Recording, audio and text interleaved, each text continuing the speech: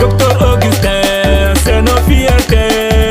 Applaudissements, il faut que ça sauve. Kër Yungar, Yungar, Kër Yungar, Yungar, Kër Yungar, gàcce ngalaam. Ci Sam Njaay, Daaru Ture, Laalaan, ana Wajasap, ana Calle, Calle, ana Calle, Calle, ana wa rahmatullahi taala wa barakaatu. ñoo ngi nuyu ñi fi teew ñëpp di jiital ci nuyoo bi jaraafu dëkk bi di monsieur le maire, monsieur le ministre Augustin Tine ñi ngi koy nuyu di ko wàcce waayam di nuyu itam gan ñi nga xam ne ñoo indi teraanga yii di nuyu borom dëkku Fandène bi nga xam ne mi ngi nii ci kanam toog mu yóbbaale nuyoo borom dëkk yëpp di jaajëfal la maire ndaxte li tax ñu koy jaajëfal mooy bu goro lekkee olom na ko gërëme cooy ki ñu indil teraanga ji ñi ngi koy sant di ko gërëm waaye nag bu dul woon la ñuy wax ndax dañoo tuuti waaye duñ ay gone teraanga daana ñëw waaye wax dëgg yàlla nii mu demee nii lii lu bees la fii kon monsieur le maire ñu ngi lay ñaanal yàlla yàggal la fi yàlla kàttanal la ba li ngay yóotu ngir Fandène yàlla di la ko gën a yombalal bis bu nekk ndax ñii nga jox lii ànd ak sa mbokk yii nga àndal indi ko fii rëy na ci ñoom xëy na ku nekk ak ca la nga nekk waaye benn saaku ceeb wala genn wàllu saaku ceeb wala kilo ceeb nga ñëw fekk as gor jox ko ko ngir yàlla kooku bu la ci yàlla fayee jaratul nga jaamu yàlla kon lii nga def teraanga la ju nga xam ni kenn koo ko jox ci waa Fandène mu di bu doon benn saak nga jox ko kenn ci waa Fandène jox nga ko ñépp ndax weer wi ñu nekk ba toll ci cëppaandaw li nga indi teraanga yu mel nii di ko jox askanu Fandène kon monsieur le maire monsieur le ministre jërëjëf ñi ngi koy jox dey kontaan nañ ci fa kontaan yam fa la ñu commencé xëy na dafa tombeek mënuñoo tëgg di woy waaye kon daañu ko def kon ñi ngi leen di sant di leen gërëm di wax ni ñépp kontaan nañ ci ku bëgg lu baax nag laa wax képp ku bëgg lu baax bu gisee lii dina xam ni ki ko def na ko ak yéene waaye ki ñu ko indil fekk na ci ku bëgg lu baax te yàgg wut lu baax indi ko jox ko ñi ñu ko war a jox kon dañ doon yónni indi ay kantu yu cedd rek xëy na bu ñu ko toppee mën nañu jël temps bi te ku ne xam na ni kilifa gi jot gi bariwul waaye Fandène moo ko ñor ba bu ñu ko doon may benn saakub ceeb sax mu déplacé fa mu nekk ñëw taxaw boole ko ak i teraangam jox ko askanu Fandène kon ñu ngi leen di sant leen gërëm wasalaamaaleykum wa rahmatullahi taala wa barakatuhu lu ko neex la ndax loolu rek la bëgg pour dimbali doomu aadama rek la bëgg fu loxoom taxaw fu mu war mën a sànni loxoom pour am dimbal nag ma nga ca man xam naa ko bu baax a baax maa ko xam bu wér sax nag li may wax ci moom xëy na sama kàddu man maa mënul guddal kàddu ci moom rek waaye man lu ñuy wax ci moom man mii man maa ko xam man partenaire yi ñu ngi leen di sant ndax tey jàppale ngeen ku jar a jàppale ku bëgg commune am bi ku bëgg Sénégal ku bëgg a jàppale Macky Sall ndax day jël sax alalam def ko ci biir commune bi moom daal fu muy dugal dara doole la fay duggee wax dëgg yàlla li ngeen def yéen du ngeen ko réccu ndax kii as góor la kii ku ko jàppale doo ko réccu jigéen ñi commune baa ngi nii fu nekk fu mu ne ma fay dugal loxoom lu mu mën a lu mu mënu mi ngi ci kon tey su ngeen indee teranga bi amul ko kon dañ leen di sant di leen ñaanal yàlla fu ngeen bëgg a egg yal na leen fa yàlla yóbbu yàlla na ngeen gën a indi lu ëpp lii seen loxo yàlla na gën a gudd ki ngeen ko defal daal as góor la ku jara defal la yal na ko yàlla jàppale te lii nag yal na yàlla defal leen yéen ñu ko andi mu gën a avancé bu baax a baax ba lii bu ñëwee fii yëpp kenn du mën a toog fii loolu rek lañ leen di ñaanal ndaxte yéen it mënuñu leen a fay ndax li tax ngeen indi lii xamu leen ko sax kii sonn na ci commune bi mi ngi bëgg ñëpp ku nekk noppalu ku nekk bëggul kenn ko am problème ku jafe ci nit ñi nag a ngi nii ndax man ba après di après ñun ñoo sos parti bi maa ngi moom ak ñeneen ñi ànd ak ñun kon lu ma ci seede rek dafa nekk lu am su may wax ci moom du ma xamante lu may wax ndax dama koy ñeewante ndax fu na lay daw di buuti pour andi commune kon nag yal na ko yàlla jàppale yal na ko yàlla taxaw te lii may wax ci sama xol laa ko waxee moo tax su may wax ci moom sama xol day tëb ndax fu ne dugg nañ fa fu ne jaar na ko lu ne def na ko ci ay moyen kon nag yal na ko yàlla jàppale moom ak njabootam ay moyen la jëloon risqué nekk ci àll bi jëli moyen carburant lépp moo ko doon def ci parti ba egsi fii mu egsi kon kii yàlla du ko seetaan yéen ñëw ngeen ñeneen dinañ ñëw ndaxte as gor la ndax moo ko liggéey su ko liggéeyul woon tey duma taxaw di ko seede nee naa ko foo ma woo ma wuyu la fa xooluma lu may defal xooluma lu may jox ndax jox ku ko neex ndax man xam naa ni ku bëgg doomu aadama la kon moom laay àndal man ba ëllëg ku ma déggali tamit di nga la nga ci ginnaawam ku ñëw di dangay tardé da ngay mujj ñëw rek ndax as gor a ngi nii waaw man loolu rek laa ci waaye di jiital nuyoo bi comme niñ ko ñi fi jaar waxee jaraafu dëkk bi di monsieur le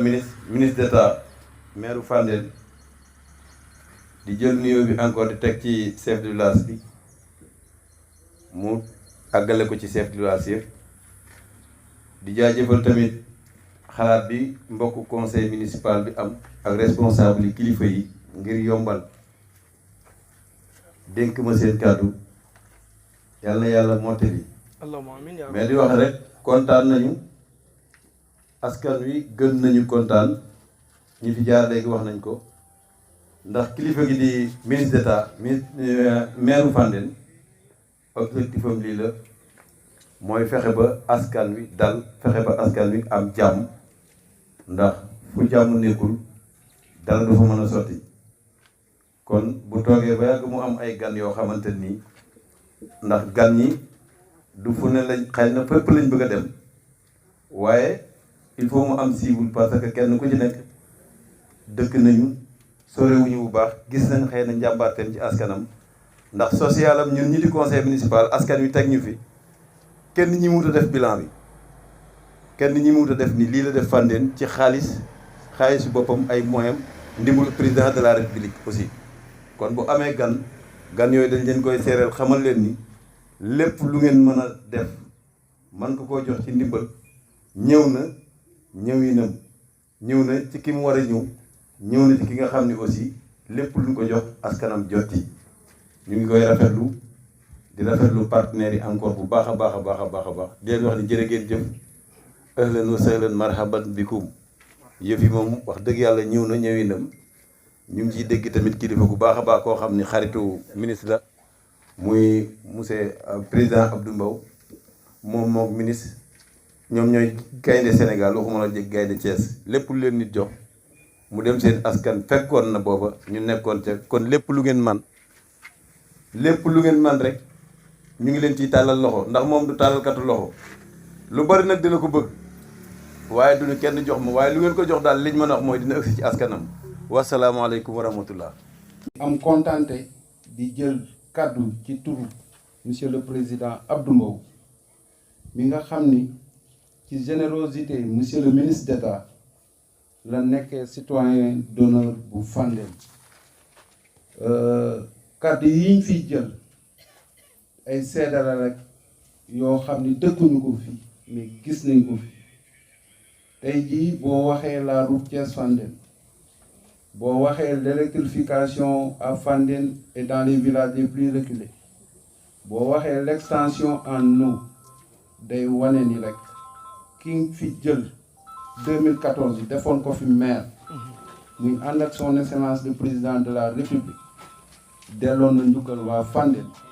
fale na waa Fandène donc monsieur le ministre d'État soyez convaincu en tant que membre de l'Alliance pour la République, nous sommes fiers de vous. Nous sommes fiers du travail que vous êtes en train de faire dans le département de Thiès. Au-delà de Fandène, ce qu'il fait à Fandène, il le fait dans les communes, 13 communes du département, mais aussi dans la ville de Thiès. monsieur le ministre d'État ñu ngi lay sant di la gërëm di ñaanal yàlla taxawaay bi gën a yokk waaye mënuñoo fàtte waa Direct Aid représenté ici par monsieur Abdou Latif léegi ndaw wax na ko li ñuy def ci social romb na dayo buñ ñu ci boolee mënuñu lu dul di leen sant di leen gërëm monsieur Abdou Latif représentant le directeur général soyez convaincus que nous sommes fiers de vous et nous demandons, sollicitons un partenariat chaque année par rapport au social que vous faites au niveau du Sénégal. Je vous remercie de leen gërëm di ñaanal ñëpp koor gi ñuy jeexal suñu borom nangul ñu ko ñun ñëpp ci kàttanu Seydina Mohamed. Monsieur le maire de Fandène, les adjoints du maire et tous les conseillers de la mairie de Fandène, les imams et les chefs de village, les mamans et les présidentes et les présidents des JI et des associations des femmes ou bien des handicapés ou bien des jeunes, tout le monde, salam alaikum wa rahmatullahi ta'ala wa barakatuh. Avec un grand honneur aujourd'hui que je suis parmi vous. Cette activité-là, parmi les activités qu'elle fait notre ONG, ce sont des activités saisonnières. Pendant le mois de carême, pendant les tabaski aussi, on a des programmes. Mais comme déjà dit mon frère, qui est notre ONG, elle a beaucoup de domaines d'intervention. Monsieur le ministre, notre ONG, Direct Aid Society ex-AMA, c'est une ONG internationale, membre dans l'Assemblée économique et sociale des Nations Unies. On a une convention avec l'Organisation mondiale de santé. On travaille dans tous les domaines, social, éducatif, développement et l'hydraulique aussi, et économique. Au Sénégal, on travaille dans 31 pays africains. Et au Sénégal, dans les 31 pays africains, on a 21 000 orphelins pris en charge 100%. Au Sénégal, on a 864 orphelins pris en charge 100%. Ça veut dire leur nourriture, leur logement, leur éducation, leur santé, tout. 100%. À côté de vous aussi, pas loin de vous ici, dans la région de Thiès, il y a un centre socio-éducatif qui appartient à notre ONG et je suis le directeur là-bas. Il y en a 180 orphelins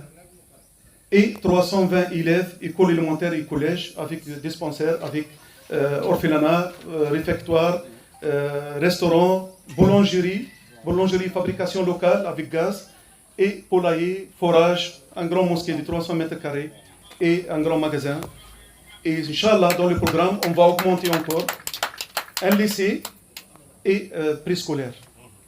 Surtout, la zone où on se trouve, c'est le projet de Dagga Kholpa, le pôle Kholpa Dagga. Donc on est à Kholpa. Dans le domaine du développement, derrière moi, on a participé et on finance des formations pour les mamans, pour les femmes, pour les jeunes, dans les transformations des légumes, savonnerie, teinture, et pour les jeunes dans l'informatique, menuiserie métallique, tous ces domaines-là. Et à Ziguinchor et à Casamance, on a des centres de formation professionnelle. Déjà, on a 2 centres de formation professionnelle en face du lycée Djenabo à Ziguinchor et dans notre centre à Ziguinchor. Moi, j'ai fait 7 ans dans le centre de Ziguinchor en face de l'université Hassan Sek. On a là-bas plus que 400 orphelins et plus que 1000 élèves qui chaque jour passent dans notre centre, du préscolaire jusqu'à lycée, et avec des étudiants de l'université qui profitent des salles de classe données pour aider l'université là-bas. Monsieur le ministre, beaucoup de domaines, Inch'Allah, moi c'est la première visite. Et je vous remercie pour cet accueil chaleureux, je remercie tout le monde. Et vous pouvez compter sur nous. Notre ONG, elle est capable, Inch'Allah, de participer avec vous dans tous les domaines, développement et hydraulique, parce que derrière moi, on a des projets d'extension des CNO, les villages ou bien les quartiers qui ne trouvent pas de l'eau, et il y a un problème d'extension du réseau. Nous, derrière moi, c'est validé, on finance les extensions par des montants bien déterminés. Ça, c'est possible. La construction des écoles, c'est la même chose. Construction des mosquées, c'est la même chose. Des bourses pour les étudiants, bourses pour les élèves. Tout ça, c'est dans notre travail. Inch'Allah, très prochainement, après la Korité, j'ai une inauguration de mosquée à Kerwet Gate. Ici. J'ai dit à monsieur le gouverneur de Thiès, derrière moi, que notre centre, c'est un nouveau centre. On n'a que 5 ans seulement. Alors à Casamance, on a plus que 20 ans. Donc ici, même le siège, il est déjà déplacé depuis 2 ans seulement, que notre siège déplacé de Ziguinchor pour être à Dakar. Et derrière moi, on a l'honneur d'accueillir monsieur le président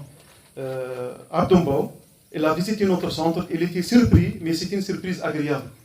Il a dit, jamais je pensais qu'il y ait un centre orphelinat, école, collège de cette qualité, avec ce qu'il a vu comme propre, c'est propre, tout. Il a dit, nous, parfois, on a 2-3 enfants à la maison, on se fatigue. Alors vous avez 320. Et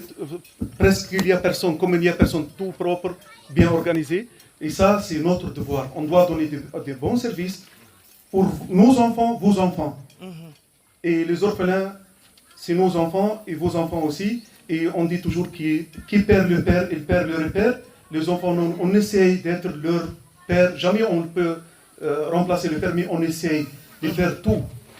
Et les enfants, monsieur le ministre, à part leur éducation, à part leur nourriture, à part le logement, il y a même des sorties pédagogiques, il y a financement de leur projet pour leur maman, pour leur famille. Et nous, c'est vrai, notre ONG, c'est une ONG arabe. Mais jamais on influence les enfants d'être des arabophones ou bien des arabes. Non, il y en a beaucoup des arabes, mashallah. On travaille beaucoup sur la spécificité de chaque région, chaque pays. On est dans 31 pays africains et 3 pays en Asie. Donc, l'enfant doit être fier d'être sénégalais, il doit être fier d'être de Guinée-Bissau, fier d'être nigérien, etc. Et on garde cette spécificité-là et on l'enrichit même. Et pour cette raison, les enfants qui, pendant les vacances, rentrent chez eux pour qu'il y ait toujours relation avec leur famille. En tout cas, on prie pour le Dieu qui accepte tout ce qu'on est en train de le faire. On est là pour aider l'État, pour aider les responsables qui nous accueillent et qui collaborent avec nous. Et nous, on a besoin de collaborer avec eux. Et toujours, on répète, on dit toujours, on a besoin de leur encadrement, leur orientation. Nous, enfin, on est des invités. On est là pour aider. Donc, on a besoin de tous les responsables, comme M. Abdombaou, comme M. le ministre Augustin Tine et d'autres responsables partout au Sénégal, avec grande fierté. Moi, j'ai presque 9 ans maintenant et mes enfants sont nés ici même, ils sont des Casamassés même. Je suis fier de ça. Et Inch'Allah, ensemble, c'est possible qu'on voit beaucoup de dossiers et on règle beaucoup de choses, Inch'Allah. Et ça, c'est notre devoir. C'est notre devoir. Merci beaucoup. Et avant que je termine, je vous dis, Inch'Allah, un bon Korité, de unité. Inch'Allah. Balmaat, Inch'Allah. Merci beaucoup. Merci, monsieur le ministre. maa ngi nuyu ñëpp ñi fi teew jiital ci nuyoo bi monsieur le maire Ndoye Thiaw di nuyu monsieur le chef de village mbooleem imam kilifa bu fi nekk di nuyu bu baax samay xarit samay wëlëre monsieur le conseil yi fi nekk di nuyu ñëpp ñi fi teew di leen wax ni mbégte la am tey taxaw ci kanamu Abdou Latif di président wala directeur bu ONG Direct Aid di leen gërëm di leen sant di sant aussi sama xarit sama wëllëre honorable député vice-président de l'Assemblée nationale Abdou Mbow moo ma booleeg ñii donc Tafa maa ngi gërëm bu baax président boobu di leen wax ni ndaw wax nga sànq ni lim nga yu bare yoo xam ne da nga ni Augustin moo ko fi indi andiwuma fi dara xam ngeen ki ko indi kan la Macky Sall bon président Macky Sall la ñuy wax lépp lu mu fi ñëw moo ko fi indi dafay jaare ci ñun rek mu agsi mais lépp lu mu fi ñëw moo courant bi ñëw Mbayeen Pël Macky Sall moo ko indi dégg nga donc pour ngeen xam ni càmm ji am Sénégal koom-koom bi jëm kanam biir Sénégal président Macky Sall gis ngeen infrastructure yi am biir Sénégal kenn xalaatu ko woon waxuma Fandène dama jëlale Fandène parce que booy wax ci Sénégal da ngay seet li ñu def fépp fi mu ne nii pour dem Casamance fooy jaar bu njëkk xam naa ci dara parce que dama daan dem Casamance di ñëw di nga fa def 2 wala 3 jours da ngay xaar bac bi yenn saa yi nga guddee fanaan ci bac bi toilette yi metti lool jigéen yi sonn góor yi waxi noppi xale yi beneen affaire la léegi da ngay jéggi pont rek dem loolu rek waroon na doy ci réalisation président de la République jàmm ji am ci dëkk yi ñu wër li mu ci liggéey man xam naa ci lu bëri loolu rek waroon na doy pour ñu jàpp président Macky Sall loolu rek waroon na doy mais président yemu fa président dafa ni équité territoriale bu ma sañoon la am Ndakaaru am Fandène am Fouta am Fongolembi am fu ne mais loolu moo tax ngeen am courant nit aussi mënulaa yéene lépp lu baax nga koy tongoo di wax lu bon ci moom c'est pas possible warut a nekk parce que ñun dañoo yaakaar ni nitu kaw yi waruñu am courant dañoo yaakaar nitu kaw yi waruñu am courant waruñu am yoon yu baax waruñu am ndox dañu yaakaar ni kaw warul am dara président dafa ñëw nii dama sax génn ci loolu communauté rurale bëggatuma ko dégg ay commune lañu moo tax ngeen di wax maire kooku Macky Sall moo leen ko jox bon jox nañu lu rëy loo xam ni mënuñu ko liim ba mu jeex c'est pas possible te xamoon naa ni bi may ànd ak moom kuy bind rek da ngay sonn parce que li muy réaliser kenn mënu ko réaliser kenn mësu ko réaliser parce que dafa gëm doomi aadama président yemul foofu de président li mu def ci diine tariya bu nekk ba ci catholique yi amul ku mu defalu gis ngeen li mu tabax donc kooku am na ngëm am na gëm-gëm bëgg na liggéey réew mi ko jar a àndal donc Abdou Latif maa ngi lay gërëm maa ngi lay sant bu baax a baax pas seulement pour li nga defal waa Fandène pour li nga defal sama réew pour li nga defal Afrique pour li nga def ci àdduna si vous êtes en Asie wax nga ko 31 pays africains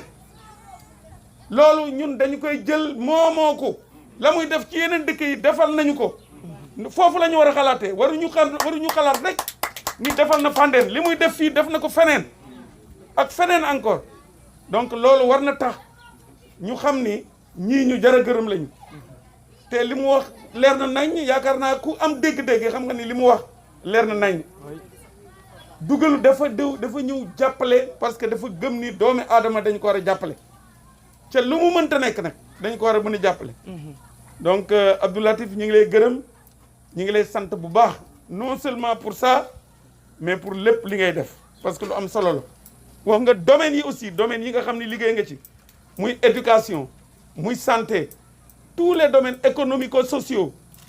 donc da nga lay ciy gërëm dañ lay si sant xam nañu ne nag dafay liggéey fépp mënuñu ko sëf lépp loolu aussi déggin la du wax ni liggéey na loolu rek ñu yaakaar ni ñun Fandène rek lañ war a jox il faut que ñu jox ñeneen parce que ñeneen yi ci lañ bokk noonu lañu koy déggee mais nag dinañu ko ñaan mu yokk mais nag dañu xam ni war na joxe feneen aussi loolu pour que ñu mu xaw a oyof ci moom sinon wax na wax ji dañu yaakaar ni loolu yëpp da koy indi te mënta nekk parce que ñeneen yi aussi war nañoo mos donc pour wax leen ni tey kontaan nañu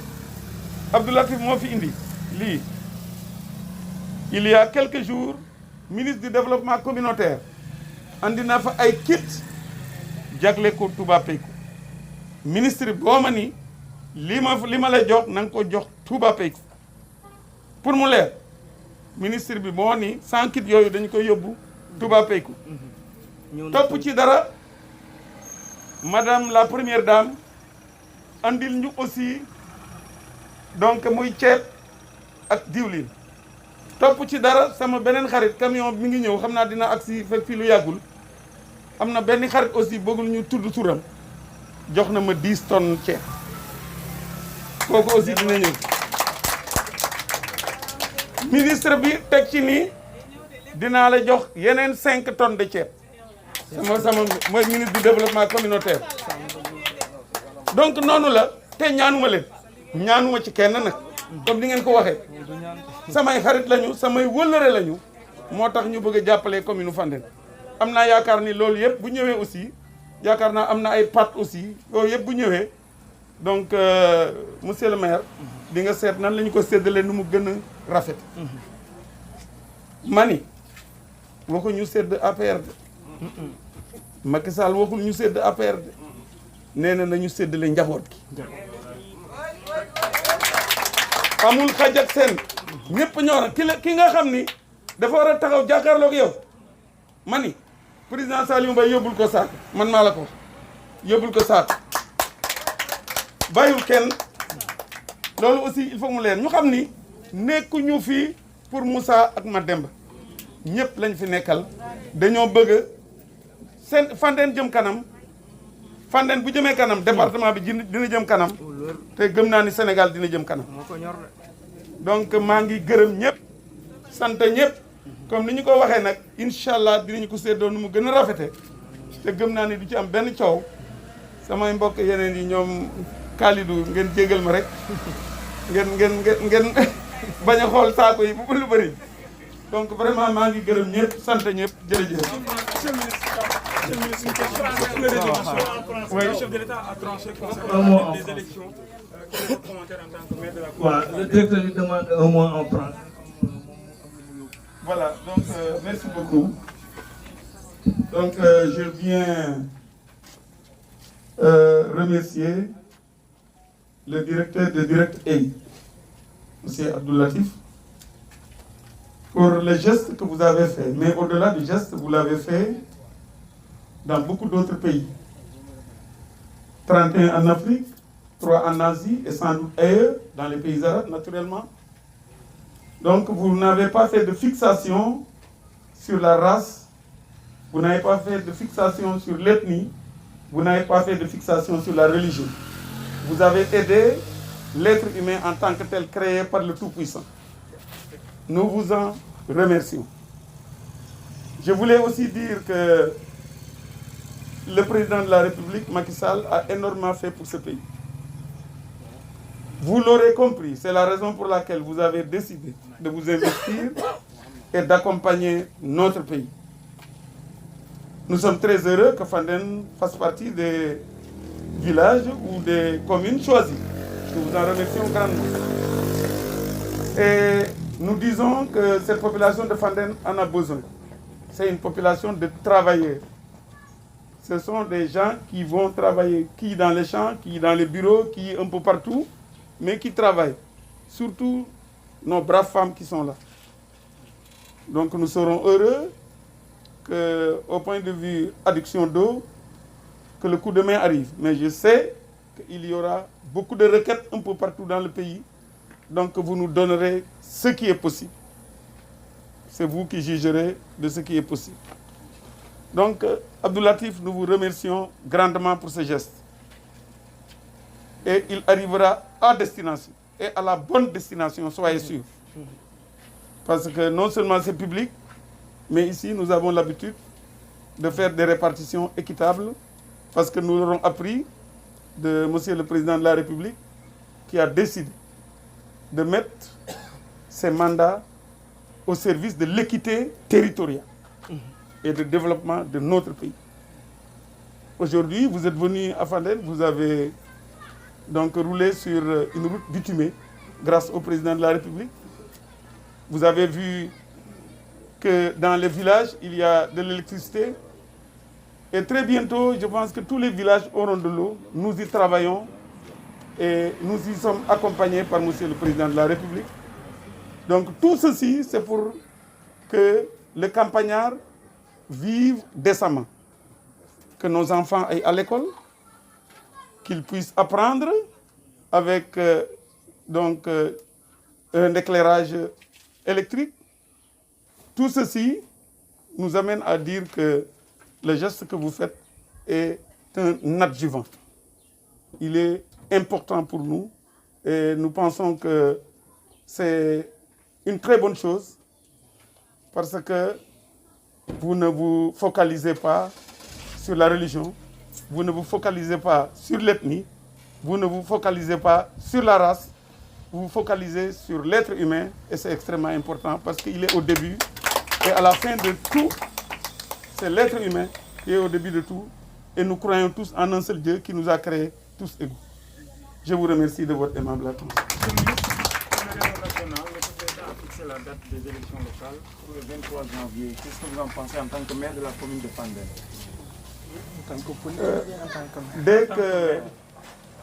Dès que la date est fixée,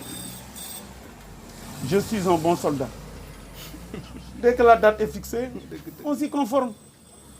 Si c'était le 31, si c'était le 28, moi je n'ai aucun commentaire dessus. Dès que la date est fixée, on se prépare. Ce sont ces gens-là qui vont voter, ils seront tous choisis. waaw mbirum élection yi ñun ay soldats lañu bu ñu xesee wax ni date bi ci la ñuy def élection gëm naa ni jublu ci loolu rek moo ñu war date bu ñu mënta nekk bu ñu ko joxee rek dinañu taxaw liggéey pour loolu waa Fandène ñooy tànn ki ñu bëgg pour mu jiitale loolu rek laa ci jërëjëf